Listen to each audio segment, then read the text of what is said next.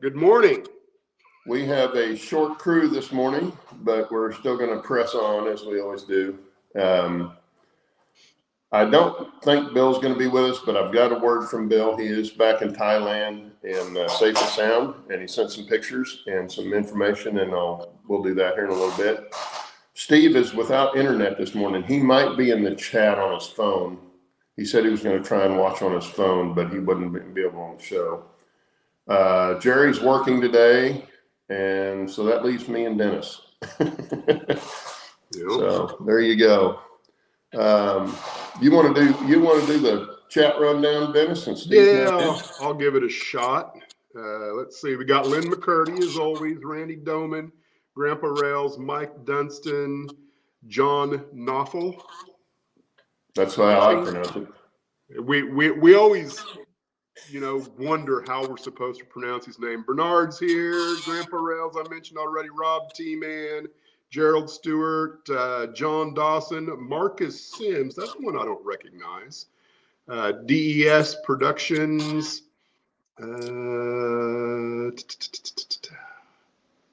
Jack just came in. CDP 1965. Every time when I scroll, it makes if I land on the person I'm looking at, it makes it disappear for some strange reason.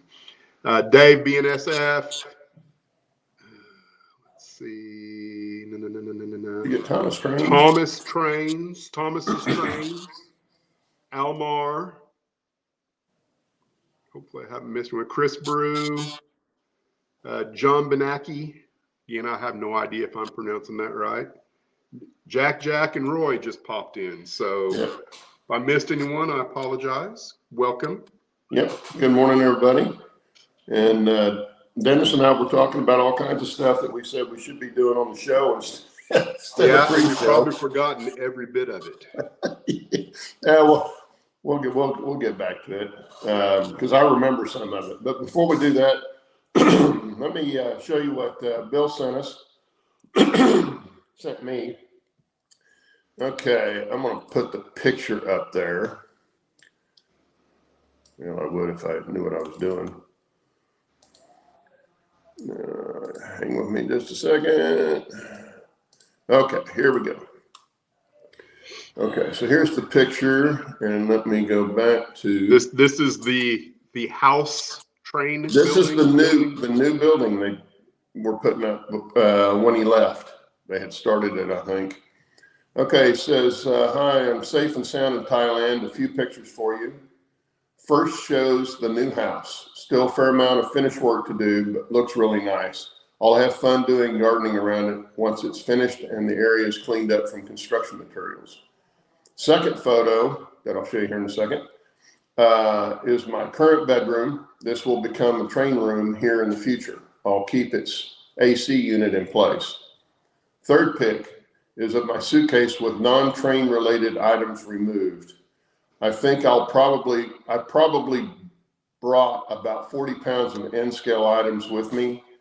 Note on the white box that, note on the white box that I had a TSA check of the bag. Not surprised, given a lot of engines and transformers that were under x-ray machine would have shown a lot of wires. I would actually have been disappointed had they not checked it. Kudos to the TSA folks. So anyway, that's the new house there. Let me get to the next picture. Okay, this is his current bedroom. This is kind of convoluted here. Whoops.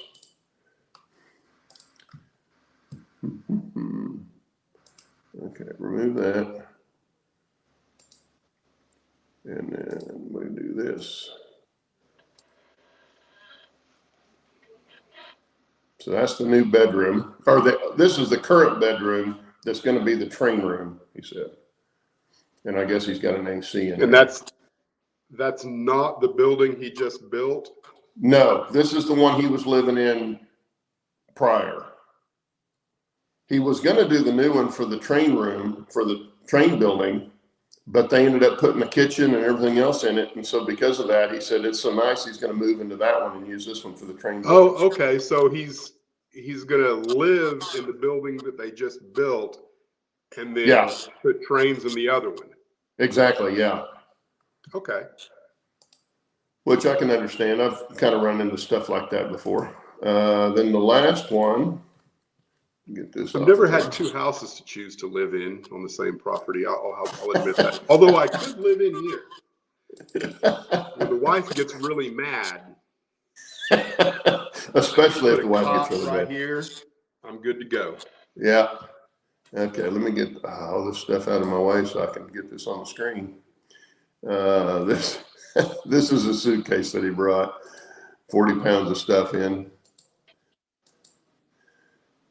So that's all the stuff that he brought with him. I can imagine TSA would have had some questions about some of that stuff. Yeah. I can imagine what that would look like under X-ray. But anyway, he's back in Thailand, safe and sound, and I'm assuming we'll probably hear from him next week. Thanks, Bill, if you're listening to this or listen to it later. Thanks for sending stuff, and we're glad you got back safe. Yep. So anyway, that's Bill's side of the story. Steve is without internet this morning. We're going to have to get that boy, have to get him Starlink or something, so he can stay connected. But he has more trouble with his internet.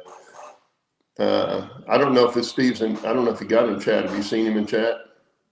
I have not seen him in chat, although Michael McCarville did drop in. Allie's in now. And someone else, Andy, Hot Dog Pilot Andy's in, yeah. Yep. And if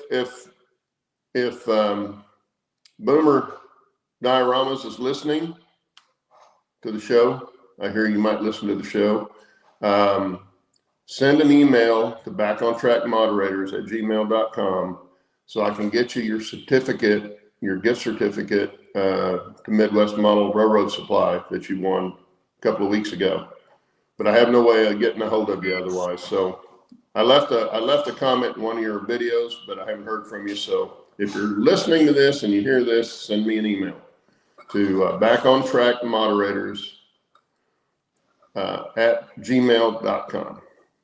So there you took care of that. Okay, now we were talking about when you're doing bridges on your layout, do you put the bridge in and then scenic? Do you build the bridge on your bench top, scenic, and then put it in? Or do you do a combination of that? So in my case, I knew where mine were going to go, and I had the track in, but I built the bridges up under them after I put scenery in, the base scenery in, not the finished scenery, but the base scenery.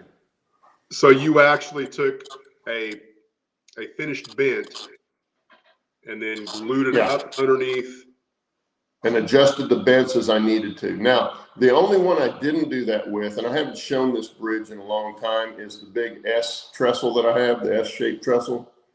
That one, I built all the bents and I put that in before I put the track in.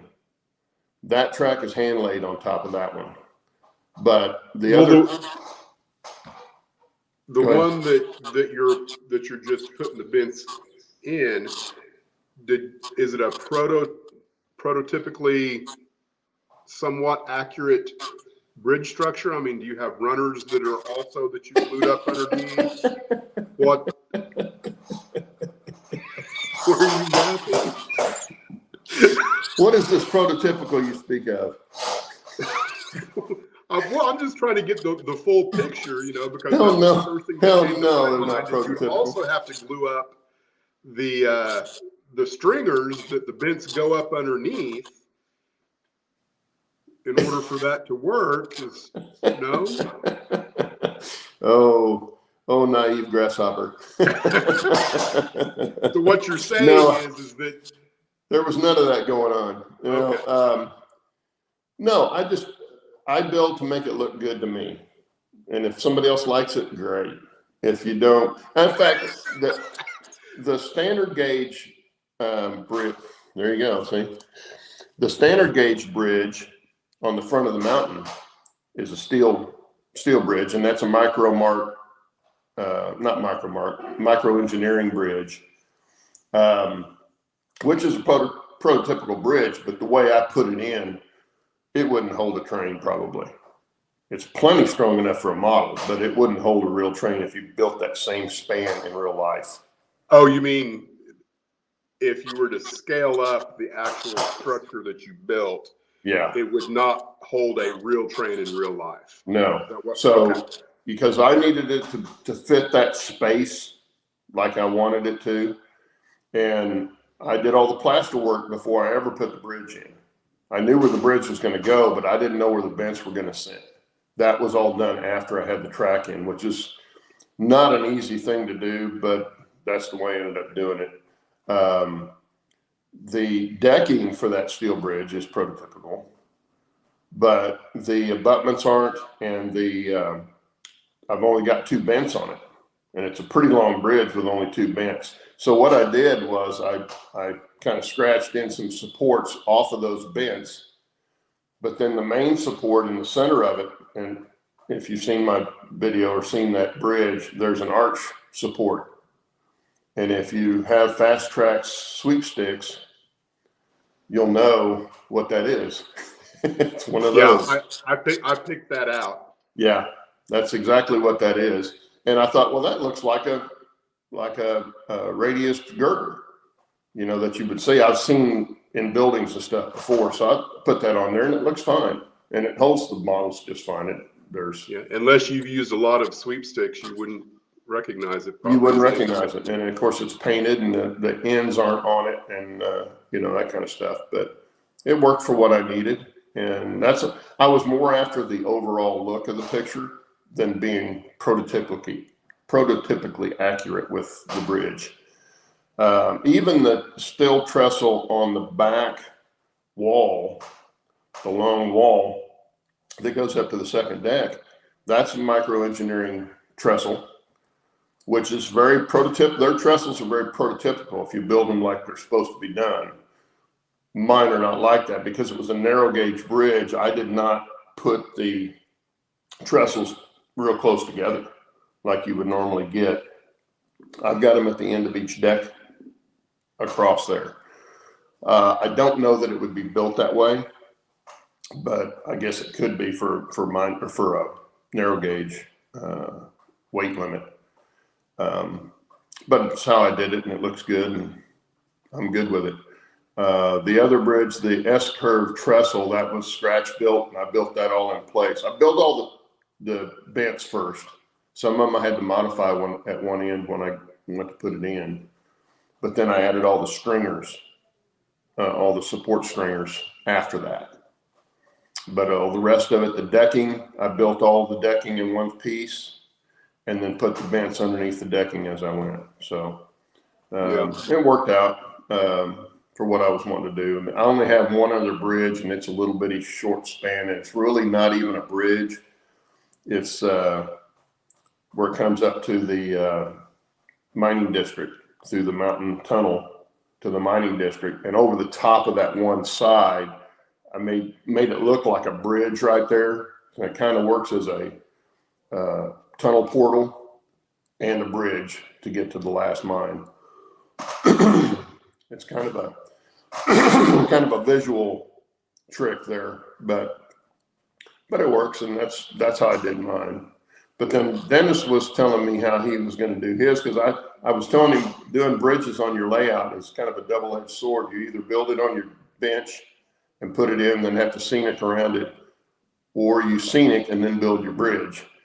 So, you know, you got to take one of those edges. But Dennis had an interesting way he's going to do his, or is planning on doing his. Yeah.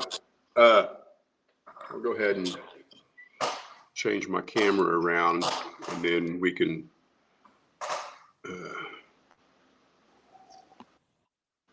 maybe discuss a few other things.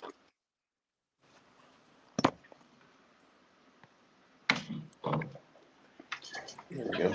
Now, unfortunately, I've removed the spline that I had going across here because I needed it to actually finish the spline going up to Hell Gate.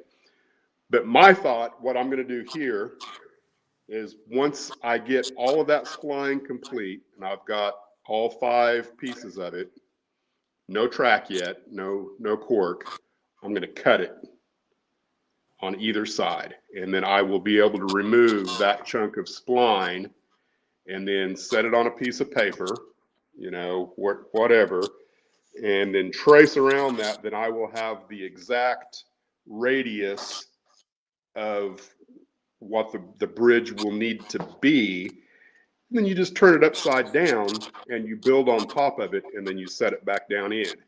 Now, my thought is I will be able to set it in, connect the track as necessary, you know, because I think the track may or may not be part of the completed bridge. I don't know that part yet. I'll figure that out when I get to it. But my thought is I should be able to take it out and put it back in, and then whatever landforms I need, you know, going up to the what are those things? The abutments.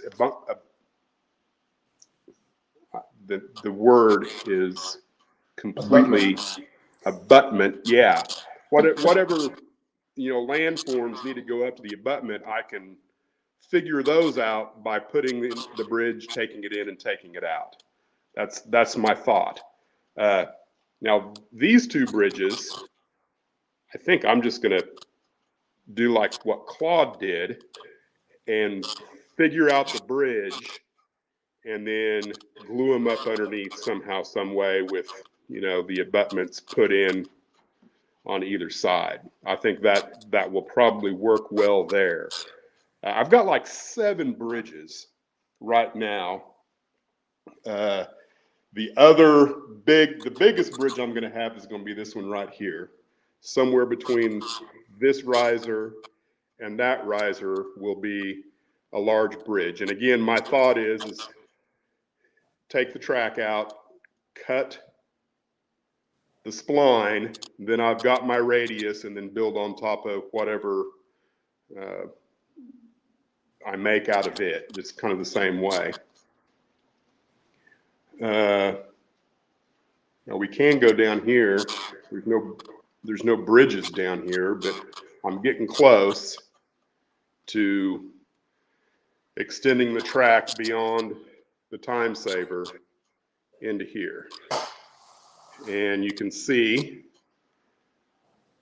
I went ahead and put up a temporary backdrop. So that's going to be fun. That's another thing we were talking about before the show is how do I deal with that exactly? Because my plan is to cut the sky out and then put the mountain on top of my own painted blue so I can keep all the blue the same color. And then the other bridge will be, it'll either be right here or right there. I haven't decided yet because I won't know for sure until I get the mountain that's going to go here. But I think that's how many bridges that is. But then there will be a bridge here. I planned for a bridge over there. I might nix that. I may just decide that that's not worth even putting in. I'm going to think about it when the time comes and make a decision later. But for sure, I'll have one here because there were 2 bridges associated with Basalt, Colorado, I believe. So Dennis, are all these going to be timber trestles or? You know, I'm thinking that the bridge up here, the first one I talked about, I'm thinking maybe a steel trestle.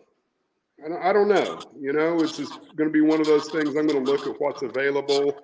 For sure, the timber bridges will be scratch built. I don't think I'll buy any kits whatsoever, but you almost have to build those by scratch. Yeah. And did I have track laid last week? No.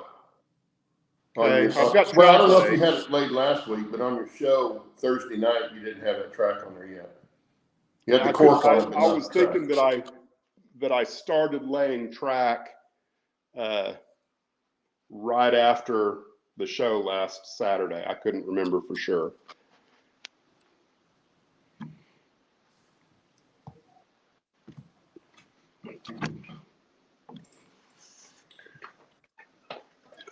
Yeah, it's real tough to do a timber. I would think to do a timber trestle from a kit, unless you're on a small, very small bridge. Then you can build it. If it's straight, you could obviously, but if it's curved, Campbell's had a curved trestle bridge. In fact, I've got one that I thought I might incorporate, and I ended up not using it at all. And you could do one of those if you knew what your track plan was. And I think in the instructions, it has a way to change the radius on it. Shows you how to change the radius. But those were all built when snap track and stuff was in vogue.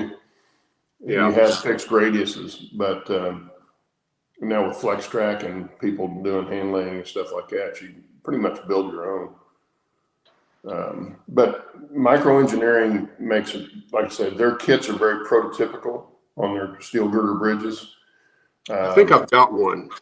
I think you may have given me one. And if you're going to build one, I highly recommend getting a glue needle and use the plastic. I use the plastic glue from Micromark, and that's where I get the little. Will this stuff work?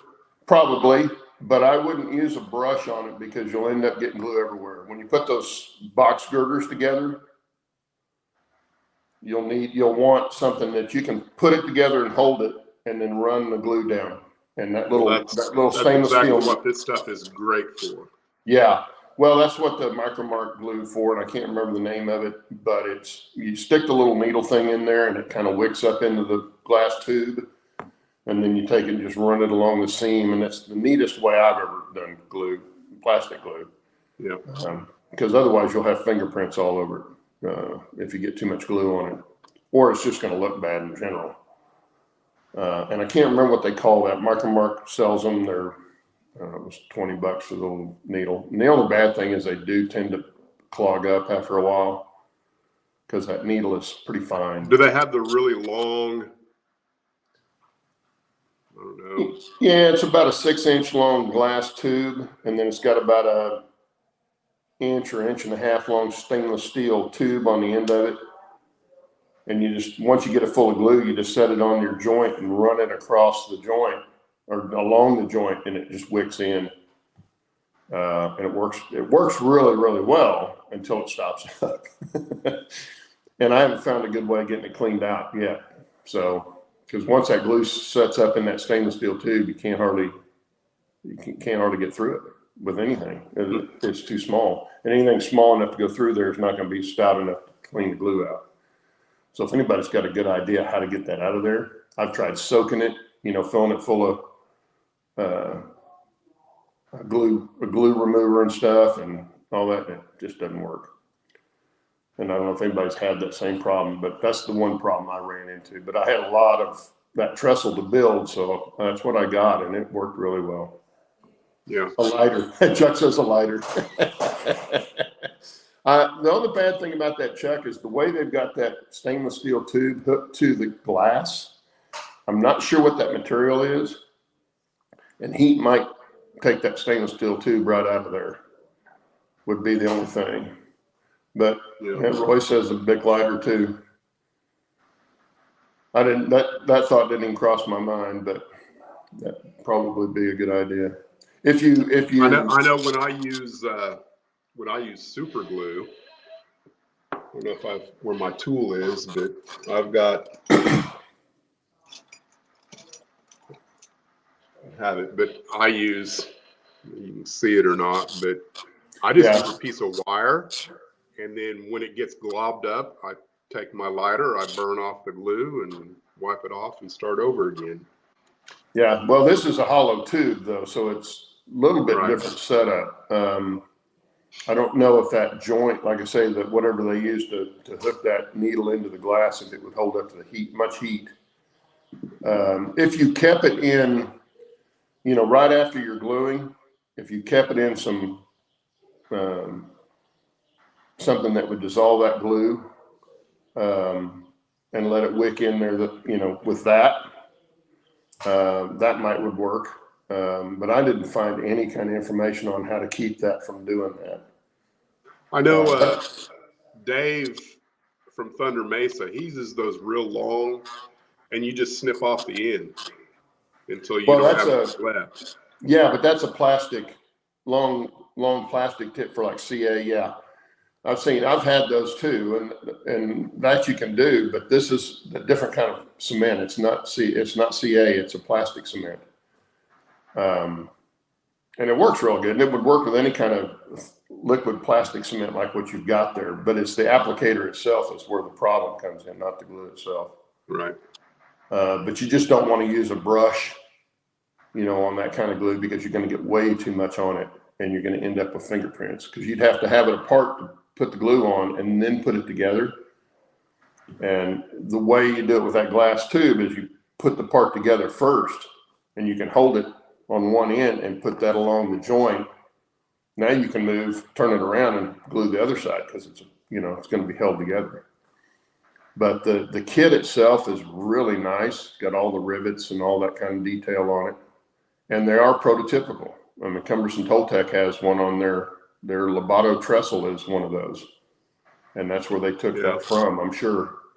The thing when it comes to that bridge, it's probably either a straight bridge or it's a prefab radius that isn't going to match my radius. So I'm probably going to have to scratch build no matter what.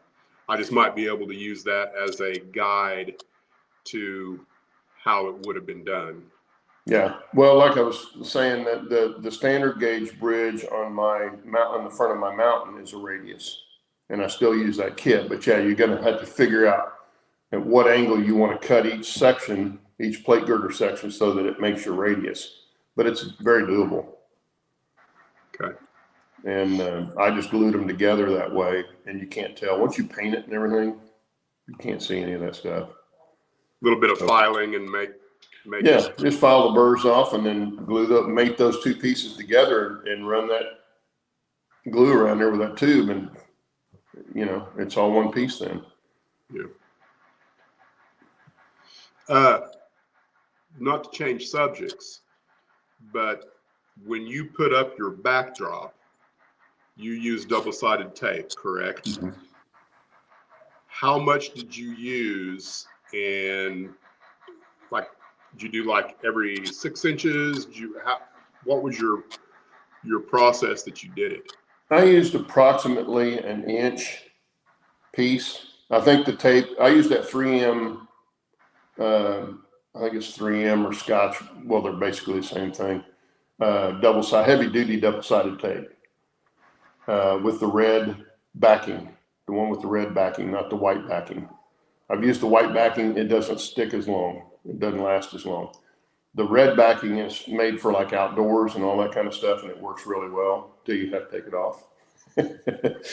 But just an inch, you know, it's about 3/4 of an inch or so, 7/8 wide. And I pretty much cut little squares, maybe a little bit longer. And I put those up, and I leave the backing on it until I'm ready to put my backing up. And I use blue tape like you did on the front to position it. And then as I'm going along, putting the other on, I put it on there because you want to keep it kind of stretched out. And now it's a little tougher on the inside curves because you have to put more of them on there. On the straight runs, you can go about a foot apart. What I did, went about a foot apart, and I did all the top first, and then came back and did the bottom because I could pull it down and make sure there wasn't any wrinkle in it and all that, and just go a little bit at a time. But I did all of them. So did you keep the backdrop rolled up and go down that way, or did you spread it all out and then put your blue tape on? I put it up with the blue tape, got it in position, because that you can move several times, slide it up and down, back and forth, whatever you got to do. Put that up first and got it there where I wanted it. And then as I went to take the blue tape off, I was putting the two-way tape behind it. Okay. And did you just do the top and the bottom? Yeah. There might be one or two places I put some in the middle, and it would have been on some of the inside curves, but not very many. Usually where I had, like the last one I did on the upper deck, I've got that seam break there with the rock and the tunnel and stuff. So that's two separate backdrops. Well, the ends of those, I would have probably put up one in the center to keep it from wanting to pucker right there. But once you get it laid out there, if you lay it smooth as you're going around the curve, it pretty much hang in that curve. Yeah, I'm kind of wondering if I didn't make the wrong decision in cutting, because my plan is to cut the sky out and then paint my own sky and then just put the scene up on the blue painted sky. And now I'm wondering, you know, how is that going to work with the double-sided tape? How much of a noticeable gap is there going to be between the backdrop and the sky? And of course, yeah, I don't really care too much, because when you're operating the trains, the backdrop is just icing on the cake. The only impact I think that the backdrop has is when you first walk in the room and you see, you know, what is the overall impact of the scene. And from any distance away, surely that won't be that big of a deal. You know, if there is a little bit of noticeable scene. JD, I don't think tacky glue would work on that vinyl. It probably hold it for a little while, but if you ever had to take it off, I don't know that you could get it off. You might could, I don't know. I'm not sure how it would hook to the vinyl, how well it would stick to that vinyl. It's a heavier vinyl. It's not real lightweight. But to your point, Dennis, about the, you know, cutting the sky out and doing it, I didn't think about that, but that is a good point, especially where you have trees that are up above the horizon or the ground level. That's where I ran into trouble, was trying to cut around all that and cut it down close. It just didn't look good. So I ended up scrapping that piece and buying another backdrop with the sky on it and just stuck it up there because it looked so much better. I didn't even. That's what I'm afraid that I might end up doing too. But I don't know. I'm going to give it a shot for sure. And if I don't like it, then I will figure out something different. And I didn't make use of the backdrop. Yeah, I didn't get to the point where I was taping that cutout piece up. I got to the point where I stuck it up there, and I thought, no. It didn't take 5 seconds to figure out that I'd messed up. And it was just easier just to put the whole thing up there. You know, and I don't remember, I don't think he cuts that out if you want just the bottom. I don't think he cuts that for you. I think you have to cut it on your own. No, what he does is that he'll, whatever the highest point in the scene is where he'll cut it off. Like if you looked at mine, the mountain comes to the sky and then the sky stops, so it looks stupid.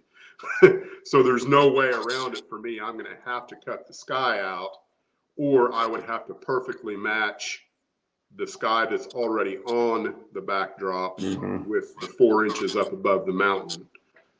Well, and like I was telling you, might be doable, but like I was telling you before the show, if you're going to do that and try to match that blue, if you've got a piece of it that you can take off and take to Home Depot or Lowe's or someplace and let them put it in the computer and get that color out of that, that'd be the best place to start.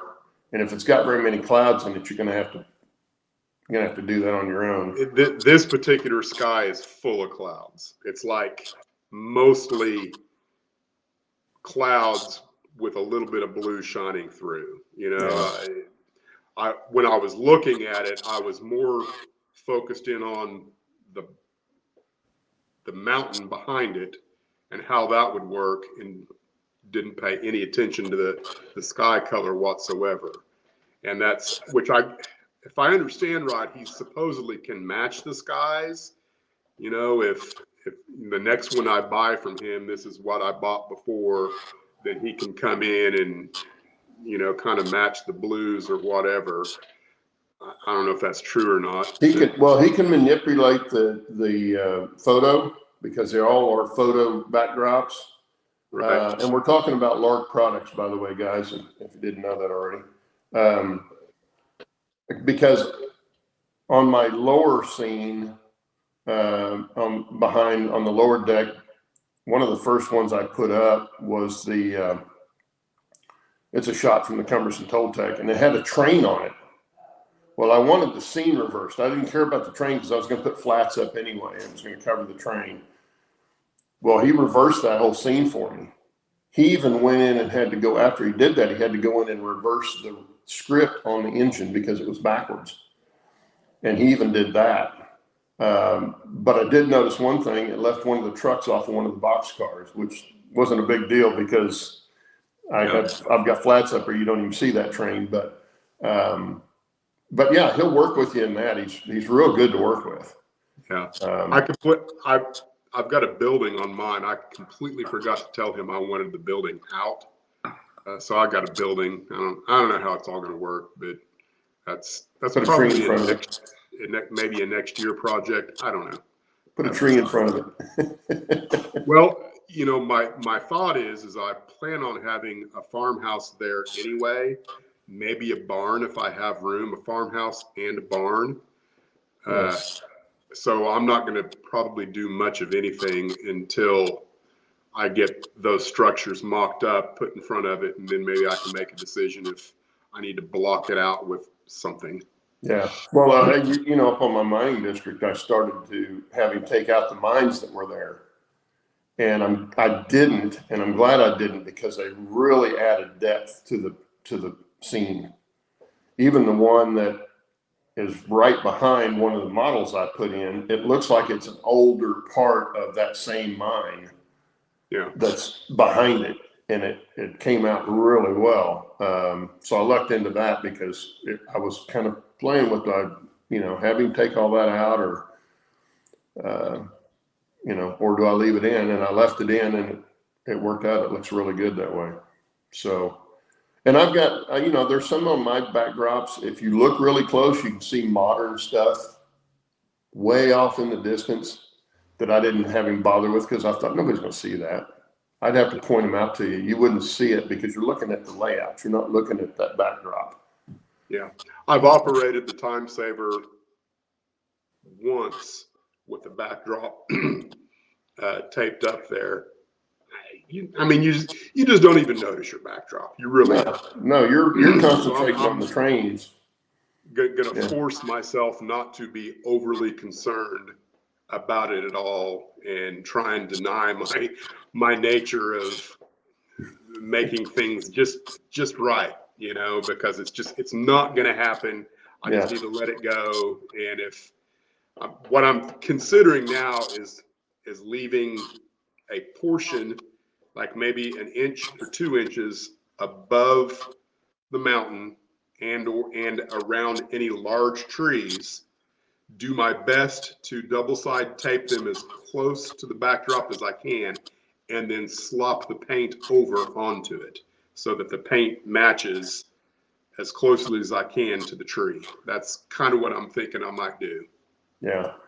Well, the other thing you could do, as far as if you do cut that out, instead of putting, you could put tapes up, but put them down lower, leave the top kind of floppy, and maybe take some latex caulk or something and smear back here and stick it to that, and that'll get you closer to the backdrop. Because that's the one thing about that 3M tape. It's 1/8 inch thick almost.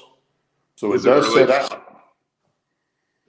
So I don't know if latex, I'd want to trial that first to see if it's going to stick to the vinyl. Yes, I don't like that idea. That sounds messy and a high potential for disaster if it doesn't work. Yeah, It's one because thing if it comes loose later, you're in it's not trouble. going to work, but I can recover from the fact that it didn't work. Some things you can predict.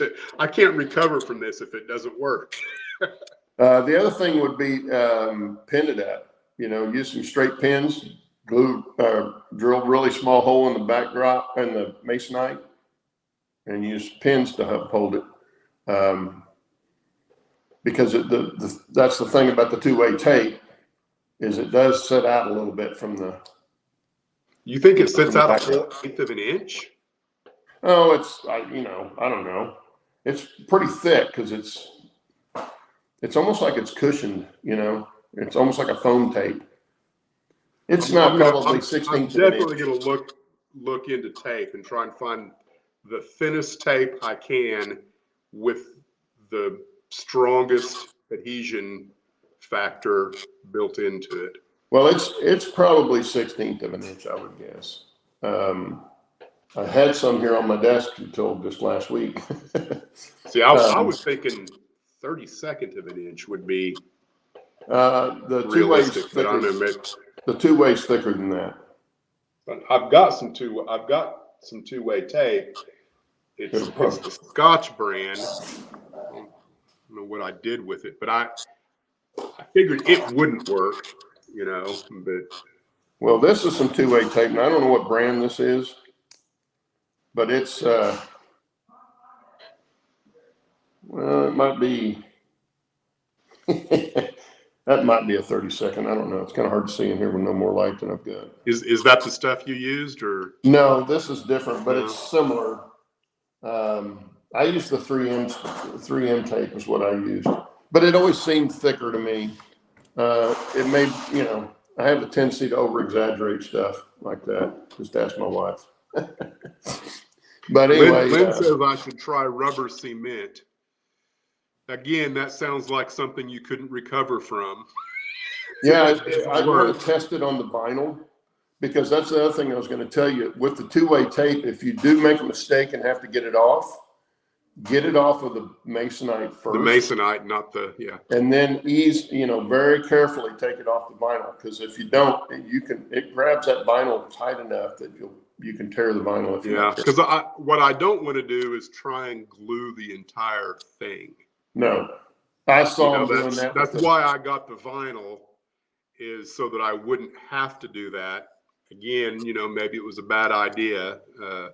I'll never know for sure until I give it a shot and figure out at some point I'm going to go, this is going to work. I don't care.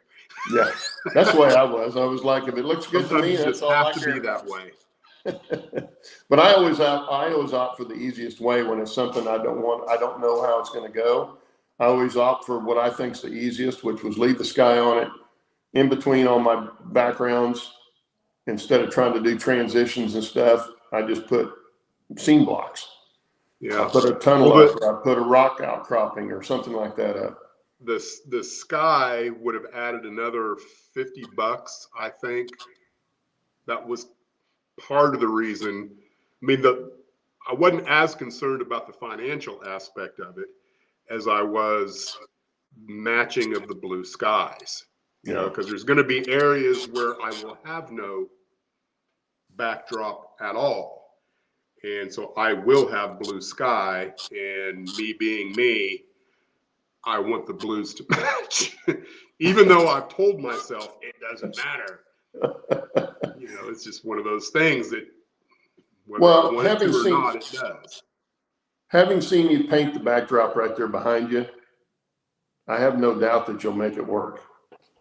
Well, yeah. I mean, again, it's going to be okay. It's just the mental anguish that I will put myself through in the process. It's like when I was getting ready to paint the mountain, never having done rocks and stuff before. I'm not a paint type artist for sure. Yeah. And I was fretting that big time, and it turned out that it was one of the easiest things I did on the whole layout was painting rocks and stuff. So if you're looking for a two-way tape to go to a paper crafting store, and they have very, very good thin to tape.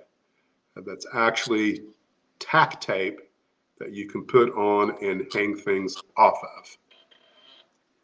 Oh, okay. So someplace like where Michael's or Northwest Oklahoma in the middle of nowhere am I going to find a crafting school? I can vouch for that. Steve, do you know of a crafting store online?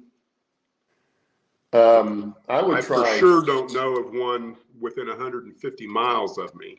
I would try Hobby Lobby, Dennis, and Michael's. They have an online store, I presume. Yeah, but you got to be careful because don't do Hobby Lobby. If you start getting a bunch of RC airplane stuff and stuff like that, that's not the right one. You want the Hobby Lobby craft store is what you want. Okay. John, what kind of backdrop did you get? The vinyl, or did you get, I forget, there's three options. Mm-hmm. Which option did you get, John? Just out of curiosity. Because Dennis is working with the same thing I worked with, which was the most expensive option, the heavier back stuff. Drive to Dodge What's City. In Dodge City, Roy? Cowboy Museum. Well, I know, but I mean, do I know I'm going to find the tape I need in Dodge City, or like I feel like I could find it online and not have to drive anywhere? Yeah. How far are you from Enid? You're about an hour and a half from Enid. 2 hours. Yeah, 80. I think it's, well, for me it would be. So I nearly drive to Enid every day for work. Okay. So do they not have one? What, a Hobby Lobby? A Hobby Lobby or a Michael's or? They do have a Hobby Lobby, but again, you know, if I knew where specific, like I might ask my wife. She's actually going to the city today to pick up some double-sided tape for me if I knew exactly what I wanted. That's the thing. I don't know exactly what I want. Yeah. Okay. Thank you, Lynn. Yeah. Amazon, yeah. And that's the thing. I am all about ordering it offline. I would like to know what I'm getting and know that it's going to work, you know, before I commit to it, which, you know, it can't be so expensive that I regret buying it even if it doesn't work, but I would like to know that it's going to work before I get it. Yeah, John said it wasn't the thick one, which I knew when he said he used their adhesive option because right, that's they what I figured offer too. that on the thicker one. What else we got here? Anderson said something. So normally, you know, like I know when I make a video, everybody's all about telling me what I should do. So there ought to be plenty of comments in here telling me what I should do.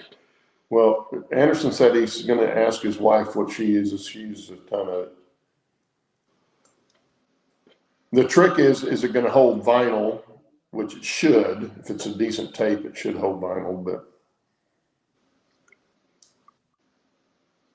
that's a new product or as a result of product, meaning old product to sell on Amazon. like real joiners.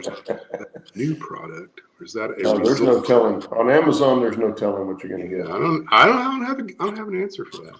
I've never bought lifelike rail joiners. I didn't even know there was such a thing. No, I didn't either. What else we got here? What other bits of wisdom can we glean from the chat? Which, you know, I mean, it's not like I'm not going to do these things, but if there's somebody in chat that has used a specific brand of tape and said this crap is the best, I would trust them. Chuck says it's photo safe and seems pretty durable. Well, photo safe is a relative term because if it's a picture of me, not safe at all. Not safe at all. What's he referring to? I don't know. I didn't see what he was talking about earlier that he said. I don't know. Gerald said the Scotch is about 16th. Yeah, it just seemed really thick. It's a lot thicker than regular Scotch tape or masking tape or blue tape. It's thicker than that for sure. But and part of me thinks that it doesn't need to be. If I use enough of it, like every 6 inches, my thought is that it would probably work. My only concern is if I'm going to paint over the top of it too.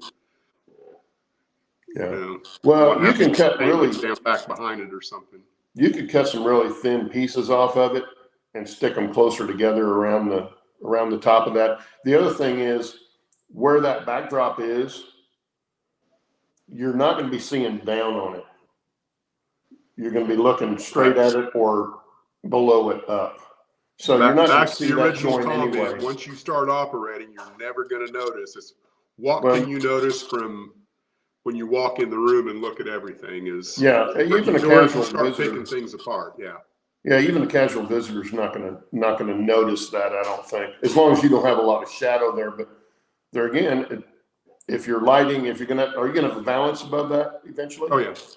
So your lighting's gonna be coming down. You're not gonna have a shadow there, so it's not gonna show. Yeah. I don't even know that you'd have to go over the top of what you got there, but you could, okay, it was the Image Bright vinyl. Found it very flexible and easy to put on if you follow his recommended procedure. Yeah. If I was doing a short or a module backdrop, I might would have opted for something like that. But because I was doing long pieces, one of my backdrops is almost 10 feet long. So mine is 10 feet long. Yeah. So when you do that, if doing it, I thought putting it down and sticking it as you go, if you got off just a 1/16 of an inch at the start, by the time you got down to the end, it's going to be 2 inches above above your layout, and it would be screwed up. So I didn't opt to do that. If you had a lot of help and really planned out where you were going to lay it, then yeah, you could get by with it. But I think it's more trouble than it's worth. John, when you say you found it very flexible and easy to put on, are you talking about the glue? Is that what he's referencing when he says it?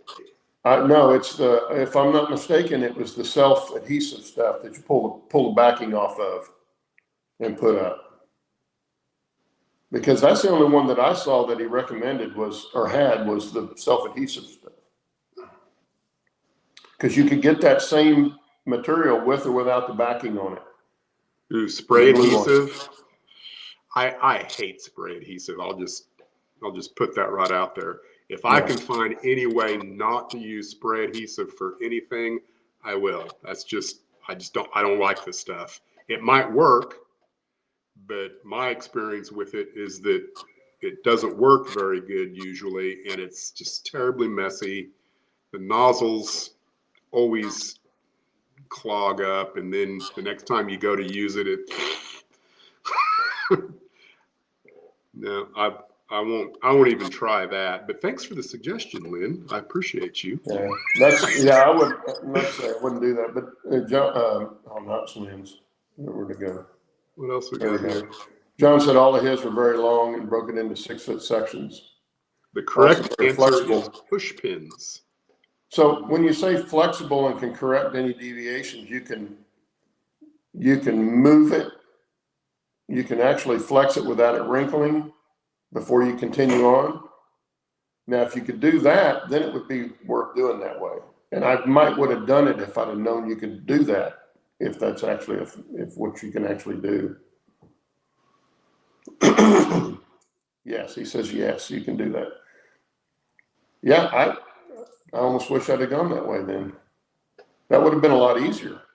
Okay, so I want to make sure that I'm understanding John correctly.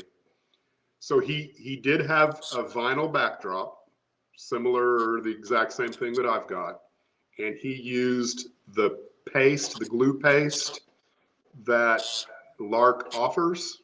Do I have that correct? Oh, do they offer a glue paste? I didn't know they offered one. That's what I thought he said in his original post, but maybe I misunderstood. Why I'm asking for clarification. Because see, I was thinking that he offered the backing with or without glue already on it. with a paper backing cover that you pull off as you put up. Oh. But if the backdrop is, say, horizontally flexible, so like once you get 6 foot of it up and you see you're going to be off a little bit, if you can move that down without it and have that maybe stretch just that much without putting a wrinkle in it, and then continue on gluing, then it would be easier to do that and glue it all up. It would be great that way. And if that's the case, I wish I'd have gone that way. Yeah, he cleared that up, so that's not really an option for me because I didn't get the self-adhesing. Yeah. I didn't either because what I was worried about was if I get off at the start, you're screwed. You know, it may take you all the way to the end before you figure out you're screwed, but you know, you could be screwed. I can't use binder clips because there's nothing to clip it to. Yeah. I had a couple of places where I could do that. I think the blue painter's tape will work. Just a matter of, and probably what I'm going to try would be the stronger, better tape. If I can put it down like 2 inches and then get the thinner tape. Now, I like the way Mike thinks. Yeah, my it's wife either that or wouldn't like that, but it's either that or drink heavily while you're doing while you're in there. Depending on what time of day I do it, that could be a thing.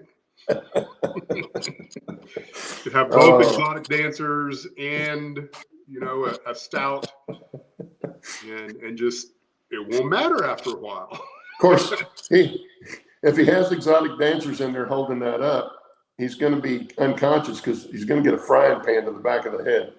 Yeah.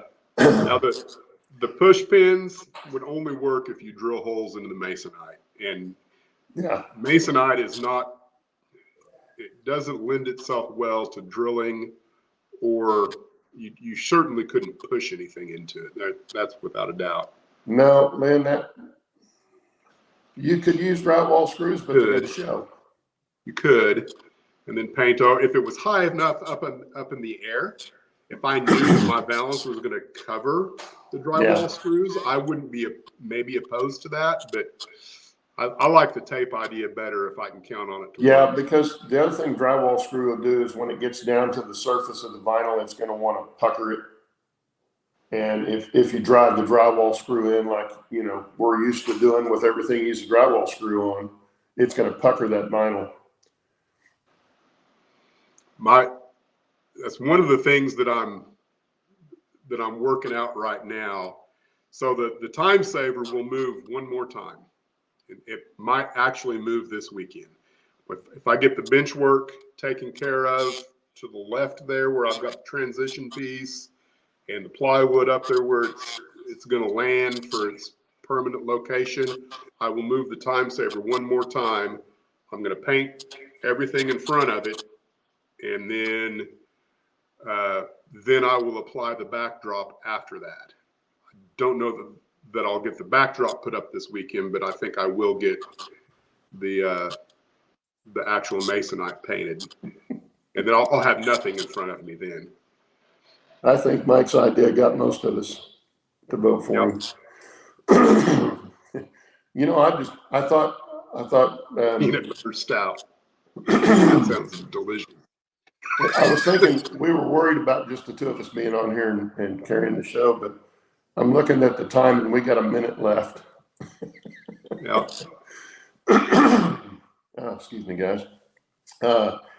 Anyway, isn't Dennis's wife an exotic dancer? Is that too much information? I don't think you're going to get my wife to exotically dance for anyone other than me, and she won't even do that. So. But I guarantee you she can swing a frying pan, so. Yeah. Oh, my goodness. This was one of the more fun shows we've had. I've laughed a lot. Anyway, okay. So we're going to get out of here, guys. Thanks for being here. And if anybody talks to Boomer Dioramas, tell him to send an email to backontrackmoderators@gmail.com so we can get him a certificate. Anyway, thank you guys for being here. Have a great rest of your weekend and a good week, and we'll see you back next week. See All right, y'all. I'll look for your email, Steve. Thanks. See you guys later. Oh.